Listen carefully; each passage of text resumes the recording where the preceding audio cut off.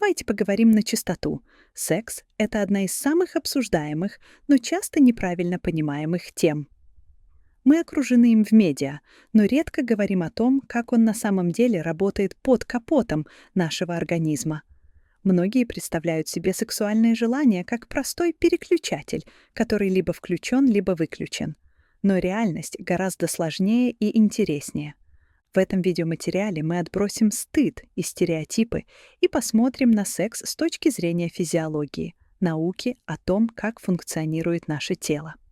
Мы разберем, является ли секс такой же потребностью, как еда или сон, и почему механизмы этого влечения у мужчин и женщин, оказывается, довольно сильно отличаются. Говорить будем просто, на примерах из жизни. Так что же такое физиологическая потребность вообще? Прежде чем говорить о сексе, давайте определимся с терминами. Истинные физиологические потребности — это состояния, без которых организм не может существовать. Вот несколько классических примеров. Дыхание. Без кислорода клетки мозга начинают умирать через несколько минут. Вода и еда. Без воды человек проживет несколько дней, без еды — несколько недель. Сон. Длительное лишение сна приводит к галлюцинациям, нарушению работы мозга и, в конечном итоге, к смерти. Секс, строго говоря, не является потребностью такого уровня для выживания конкретного человека. Индивид может прожить без секса всю жизнь без прямого вреда для своего физического здоровья, в отличие от воды или сна. Тогда что же это? Секс — это базовая биологическая и физиологическая потребность, направленная на выживание вида. Наш организм запрограммирован на размножение, и эта программа реализуется через мощнейшие механизмы вознаграждения в мозге. Проще говоря, природа сделала секс приятным, чтобы мы хотели им заниматься и продолжали род. К примеру, представьте, что вы очень голодны. Ваши мысли сосредотачиваются на еде, вы чувствуете слабость, дискомфорт в желудке. Мозг кричит: «Найди еду». С сексуальным желанием происходит нечто похожее, только кричит не желудок, а гормональная система и центры удовольствия в мозге. Это мощный импульс, который трудно игнорировать. Давайте сначала разберем мужскую систему желания как двигатель с кнопкой «Старт». Мужская сексуальность часто кажется более прямой и понятной. И у этого есть четкие физиологические причины. Первая причина — это гормональный фон, король тестостерон. Главный дирижер мужского либидо — гормон тестостерон. Он вырабатывается в яичках и действует как постоянный фон, поддерживающий базовый уровень сексуального желания. Уровень тестостерона относительно стабилен, но может колебаться в течение дня, пик утром. На практике это ощущается вот как. Мужчина может проснуться с утра с сексуальным желанием, которое не было ничем спровоцировано. Это фоновое желание, работа гормонов. К примеру, некий Андрей, 30 лет, ведет обычную жизнь. Он может быть сосредоточен на работе, но его тело напомнит ему о сексуальной потребности через спонтанное возбуждение или мысли. Это как фоновая программа, которая периодически выходит на передний план. Вторая физиологическая причина — быстрая и видимая реакция тела. Эрекция — это сложный, но быстрый процесс. Мозг от внешнего стимула или мысли посылает сигнал по нервам к сосудам в пенисе. Они расширяются, наполняются кровью. Происходит эрекция. Эта система часто работает по принципу стимул-реакция. Например, визуальный стимул. Увидел привлекательного человека, получил реакцию тела, или мысленный стимул, вспомнил что-то эротическое, получил реакцию. Третья причина — это простая схема вознаграждения. Во время секса и особенно оргазма у мужчины происходит мощный выброс гормонов удовольствия — дофамина, предвкушения и самоудовольствия, и окситоцина, чувство близости и удовлетворения. После оргазма наступает рефрактерный период — время, когда повторная сексуальная реакция невозможна. Это как перезарядка системы. Говоря еще более простыми словами, это эффективный, достаточно прямой механизм, который легко запускается визуальными и физическими стимулами. Его можно сравнить с двигателем, который всегда прогрет и готов к работе, нужно лишь нажать на газ. Теперь разберем женскую систему желания. Она как умный компьютер с множеством условий. Женская сексуальность долгое время изучалась через призму мужской, что приводило к неверным выводам. Сегодня ученые понимают, что это гораздо более сложная, многоуровневая система. Это настоящий гормональный коктейль, а не только эстроген. У женщин за сексуальное желание отвечает не один, а целый набор гормонов, которые меняются в течение менструального цикла. Первый гормон – это тестостерон. Да, у женщин он тоже есть, вырабатывается в яичниках и надпочечниках и играет ключевую роль в либидо. Его уровень немного повышается в середине цикла вокруг овуляции. Вторым гормоном является эстроген, отвечающий за увлажнение влагалища и эластичность тканей. Высокий уровень эстрогена перед овуляцией способствует желанию. И третий гормон окситоцин – гормон объятий и привязанности.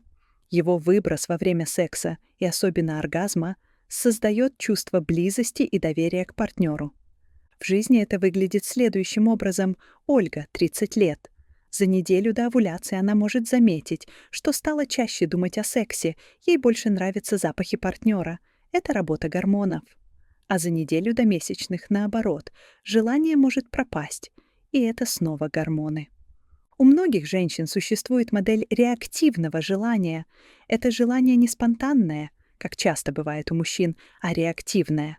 Оно не возникает из ниоткуда, а запускается в ответ на уже начавшуюся стимуляцию. Как это работает на практике? Женщина может не испытывать первоначального «хочу» перед началом секса. Но если обстановка безопасная, партнер ласков, начинаются предварительные ласки, то в процессе ее тело и разум включаются, и желание появляется, к примеру, вечер после тяжелого дня. Девушка по имени Ольга устала, мыслей о сексе нет.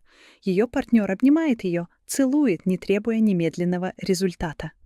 Постепенно, через прикосновение и эмоциональный контакт, ее тело начинает реагировать, и возникает возбуждение, а за ним и желание продолжить. Третья составляющая – это мозг как главная эрогенная зона. Для женщины критически важна психологическая и контекстуальная составляющая. Тело может не включиться, если мозг занят другими проблемами. Что может выключить желание? Стресс, усталость, обида на партнера, чувство небезопасности, беспокойство о своей внешности, мысль о немытой посуде или еще что-то более деликатное. Что может включить желание? Чувство эмоциональной близости, доверия, безопасность, возможность расслабиться, приятная обстановка. Таким образом, женская репродуктивная система – это не двигатель с кнопкой «Старт», а сложный компьютер, которому для работы нужны правильные входные данные. Безопасность, эмоциональный комфорт, доверие и правильные физические стимулы. Запуск часто происходит не сверху вниз, от желания к возбуждению, а снизу вверх, от возбуждения к желанию. Так что же происходит, когда потребность не удовлетворяется? Здесь мы тоже видим интересные различия. Для мужчин, если брать физиологию, регулярные семяизвержения, во сне или наяву, это естественный механизм саморегуляции организма. Длительное воздержание не наносит прямого физического вреда, но может вызывать психологический дискомфорт, раздражительность, нервозность, трудности с концентрацией, а также застойные явления. Например, в простате возможны застойные процессы, что по некоторым данным может повышать риск простатита, хотя прямых доказательств нет. Для женщин с точки зрения физиологии отсутствие секса не несет прямых угроз.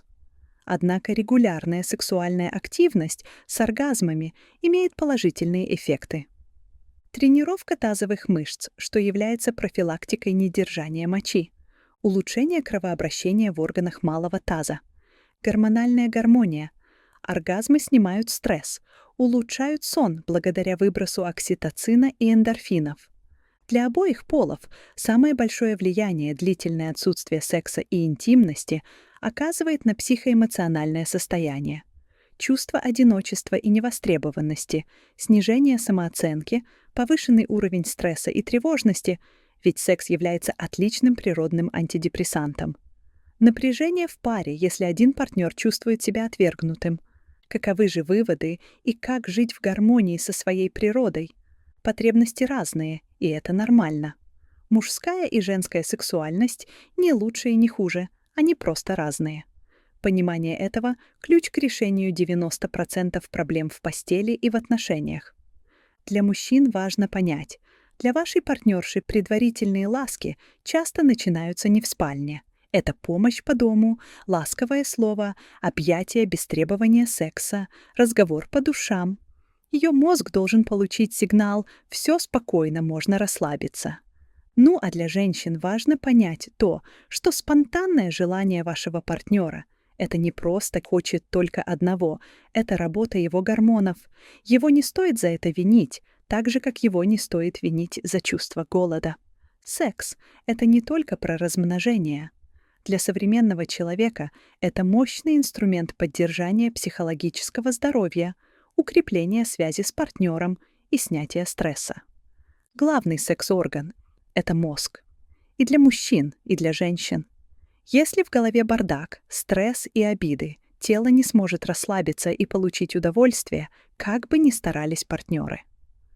Признавая и уважая физиологические особенности друг друга, мы можем перестать требовать и обвинять, начать договариваться и создавать такую обстановку, где сексуальная потребность обоих партнеров будет находить свое здоровое и радостное удовлетворение. Поймите главное, ваш организм мудр, и вам стоит лишь прислушаться к нему.